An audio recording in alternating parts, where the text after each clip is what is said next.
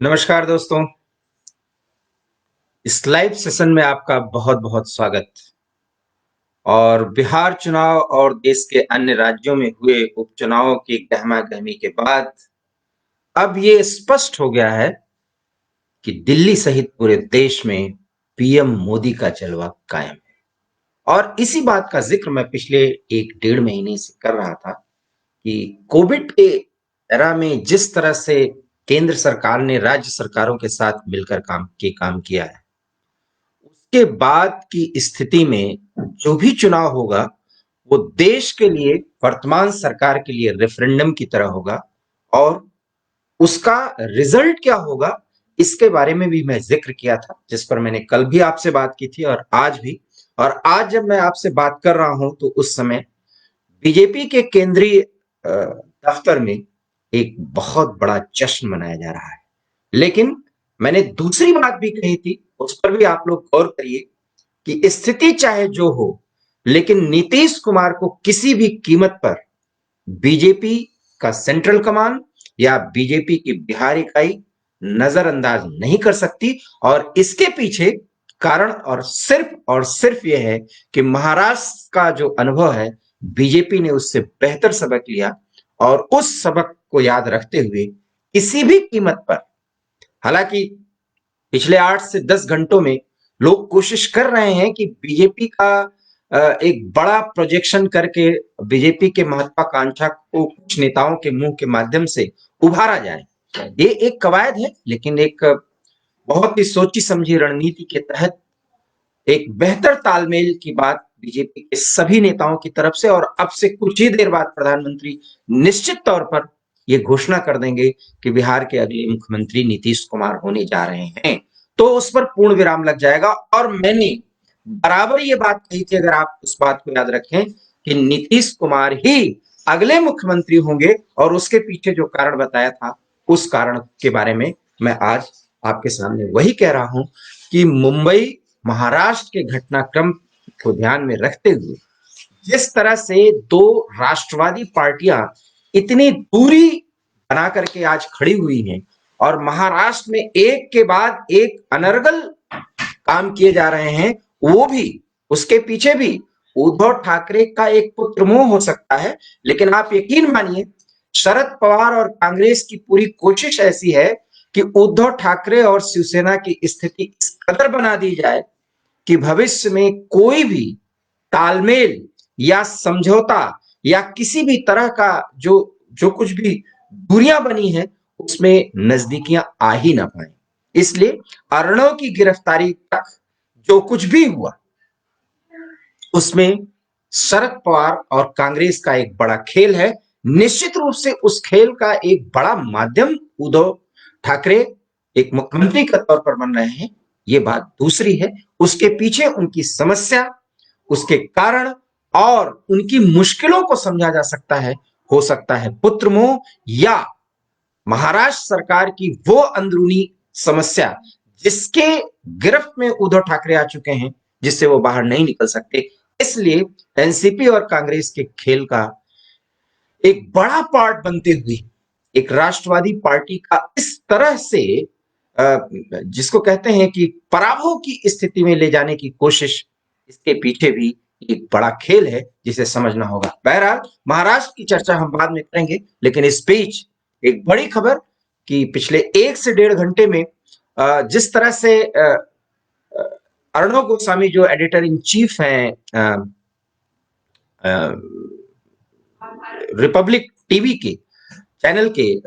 वो बेल मिल गई है, उनको रिहा किया गया है। और इस रिहाई के पीछे सुप्रीम कोर्ट की एक बड़ी भूमिका, और उस भूमिका के संदर्भ में भी अगर आपको याद हो तो मैंने लाइव सेशन में ये बोला था कि 8 से 10 दिन के अंदर अर्णव गोस्वामी को बेल मिल जाएगा। मैं अपनी बात को दोहराता हूं, अगर आपको याद हो तो मैंने लाइव सेशन में जो बात कही थी उसको मैं फिर रिपीट कर रहा हूं। और जब लोग सोशल मीडिया के माध्यम से बड़ी बातें केंद्र सरकार के ऊपर या हिंदूवादी ताकतों के ऊपर दबाव डाल करके किसी भी तरह से अर्णव को छुड़ाया जाए, तो मैंने कहा था कि चूंकि ये मामला कोर्ट के अधीन है, एक कानूनी प्रक्रिया के तहत राज्य और कोर्ट और एक तरफ से पीड़ित अर्णव गोस्वामी है, ऐसे में कोई सरकार दबाव डाल करके अर्णव गोस्वामी को नहीं छुड़ा सकती। कम से कम वो ऐसी कोई प्रक्रिया सीधे तौर पर नहीं की जा सकती, और वही हुआ अंततः। जो मैंने कहा था कि सुप्रीम कोर्ट से उनको जमानत मिलेगी, एक बड़ी राहत मिलेगी, और उसके पीछे सुप्रीम कोर्ट ने आज बहस के दौरान जो बातें कही थी उस पर भी चर्चा बहुत जरूरी है। और चर्चा में सुप्रीम कोर्ट ने जब पूछा, महाराष्ट्र सरकार की तरफ से जो पैरवी कर रहे थे, तो कपिल सिब्बल साहब ने कहा कि चैनल देखने लायक नहीं, उस पर ऐसी बातें की जाती हैं जो अनर्गल हैं। तब माननीय न्यायाधीश ने कहा कि आपको किसने कहा कि उस चैनल को देखें? आपके पास रिमोट होता है, आप चैनल को हटाते हैं, आप उसके कंटेंट से नहीं सहमत हैं, आप उनके प्रेजेंटेशन से सहमत नहीं है, आप उसको हटा सकते हैं। लेकिन सिर्फ इस आधार पर किसी को गिरफ्तार कर लेना, या किसी बात के लिए अगर पूछताछ हो सकती है, किसी केस को खोले जाने पर पूछताछ का जो तौर तरीका है उसमें इस अंदाज में गिरफ्तारी करना, ये कतई अनुचित है। और इस तरह से अभिव्यक्ति की आजादी को एक नया आयाम सुप्रीम कोर्ट ने बेल देते हुए दिया है। अर्णव के तौर तरीके पर, अर्णव के प्रेजेंटेशन पर कोई भी सवाल उठाने से पहले हमें यह जरूर सोचना चाहिए कि ये उनकी सीमाएं हो सकती हैं, यह उनका अपनी उनकी सोच हो सकती है। और मैंने जब लाइव सेशन में ये बात कही थी कि अर्णव गोस्वामी के चैनल और अर्णव गोस्वामी को अधीरता नहीं दिखानी चाहिए, क्योंकि जब उनको बेल मिलेगी या इस केस से जब उनको छुटकारा मिलेगा, तो देश के लिए अगर वो हीरो बनेंगे तो उनको उसका वो फल मिलेगा जिसके वही प्रतिभागी होंगे। ऐसे में जब पूरा देश उनके साथ खड़ा है, तो कानूनी प्रक्रिया के तहत जिस तरह से एक बड़ा षड्यंत्र उनके साथ किया जा रहा है, उसका उन्हें साथ देना चाहिए। और आज आप देख सकते हैं कि स्थिति हुई, क्योंकि एक जर्नलिस्ट होने के नाते, एक इस स्थिति में आगे बढ़ने को देखने वाले होने के नाते मैं ये कह सकता हूं कि अर्णव को वही करना चाहिए था और वही किया, और उसी के माध्यम से उनको न्याय मिला, कोर्ट की ही प्रक्रिया से न्याय मिला। लेकिन दो बड़े सवाल, और वो सवाल ये है कि सुप्रीम कोर्ट ने जो एक वरिष्ठतम न्यायालय के तौर पर जो टिप्पणी की है, वो अपने कनिष्ठ न्यायालय पर, यहां तक कि हाई कोर्ट के तौर तरीके पर एक बड़ी टिप्पणी मानी जा सकती है कि इस तरह से बेल दिए जाने से इनकार करना, ये बात समझ से परे है। सुप्रीम कोर्ट ने अगर ये बात कही, तो ऐसे में हाई कोर्ट या उससे भी कनिष्ठ अदालत को यह सोचना चाहिए कि आखिर में बेल न देने का कारण क्या था, क्योंकि सुप्रीम कोर्ट ने यह माना कि अर्णव की गिरफ्तारी एक टेररिस्ट के अंदाज में की गई, वो एक टेररिस्ट नहीं थी। एक केस में पूछताछ हो सकती है, उसको रीओपन किया गया, वो सारे तौर तरीके सही है, लेकिन इस अंदाज में गिरफ्तारी करना और गिरफ्तारी के बाद इस अंदाज में पेश आना, यह बिल्कुल उचित नहीं है। और इस बात का जिक्र मैंने आपसे इसलिए किया था क्योंकि मैंने कहा था कि मुझे भी कानून की कुछ जानकारी है, और चूंकि कानून के जानकार लोगों के ही बीच में पला बड़ा हूं, और मैंने अपने पिता से भी इस बात के संदर्भ में जिक्र किया था और इस प्रक्रिया के बारे में जिक्र किया था, जो प्रक्रिया कोर्ट और न्यायालय के अधीन हो, उसमें सोशल मीडिया में जिस तरह से प्रधानमंत्री के लिए या गृह मंत्री के लिए लोग, हो सकता है कि वो भावना में ही प्रश्न कर रहे थे, वो प्रश्न जायज नहीं है, क्योंकि इस देश में कानून का शासन है। अगर मैं फिर कह रहा हूं षड्यंत्र के तहत गिरफ्तारी हुई, तो उस षड्यंत्र का पर्दाफाश हो जाता है सुप्रीम कोर्ट की टिप्पणी के बाद। इसलिए अर्णव की रिहाई, अर्णव को मिला बेल, अर्णव को एक नई जिंदगी की तरफ, जैसा कि उन्होंने कहा कि मेरी जान को खतरा है, तो ये माना जाना चाहिए। निश्चित रूप से पूरे देश ने इसका सुप्रीम कोर्ट के इस निर्णय का स्वागत किया है, और अर्णव के चाहने वाले पूरे देश में जिस तरह से प्रतिक्रिया आ रही है, उसके लिए भी अर्णव बधाई के पात्र हैं। क्योंकि मैं एक पत्रकार हूं, और एक पत्रकार होने के नाते पत्रकारिता के धर्म को, उनका अंदाज जो हो सकता है, उनका तौर तरीका जो हो सकता है, इस पर सवाल नहीं उठाया जा सकता। लेकिन अगर राष्ट्रवादी सोच के लोग अर्णव की गिरफ्तारी का विरोध करते रहे और उनकी रिहाई पर खुशी मना रहे हैं, तो निश्चित माना चाहिए कि अर्णव ने अपने पत्रकारिता धर्म का राष्ट्रवाद के पोषण के तौर पर जिस तरह से निर्वहन किया गया है, किया है उसका स्वागत करना चाहिए। अब अर्णव एक बड़ी हस्ती के रूप में स्टैब्लिश हैं, जैसा कि मैंने पहले कहा था, इसलिए अधीरता उन्हें नहीं दिखानी चाहिए। हालांकि उन्होंने दिखाया भी नहीं, क्योंकि उस तौर तरीके में निश्चित रूप से एक षड्यंत्र के आगे झुकता हुआ परेशान हुआ पत्रकार अगर दिखता तो पत्रकारिता फिर कमजोर पड़ती। बहरहाल पत्रकारिता कमजोर पड़े और पत्रकारिता की स्थिति और डामाडोल होती, उसके पहले सुप्रीम कोर्ट ने चौथे स्तंभ के पहरेदार के रूप में एक एक व्यक्ति के रूप में और एक स्वतंत्र नागरिक के रूप में जो उनको रेमेडी है संविधान के तहत, कानून के तहत, उसको दिया। और दिवाली के पहले वो अपने घर पहुंचेंगे, अपने चैनल रिपब्लिक भारत पहुंचेंगे और निश्चित तौर पर वो आने वाले समय में पत्रकारिता का धर्म का निर्वहन करते हुए पत्रकारिता भी करेंगे, as a anchor, as editor in chief, कई मुद्दों पर अपनी बात रखेंगे।